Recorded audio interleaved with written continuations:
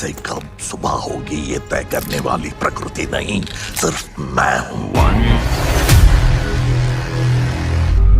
तू भी ना कभी लड़ लड़ कर जीना सिखाया तो कभी तकलीफें देकर जीतना।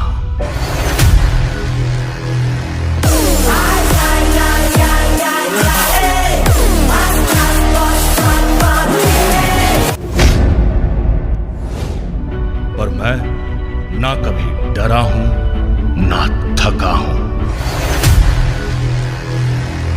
चाहे कोई भी आए फर्क नहीं पड़ता, लेकिन वो नहीं आना चाहिए। ऐ जिंदगी, मैं भी तुझसा ही जिद्दी हूं। मेरी उम्मीद ही मेरी ताकत है।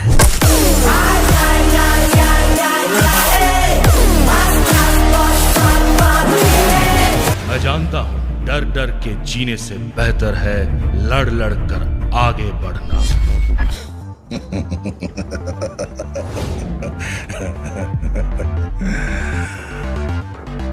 रेडी।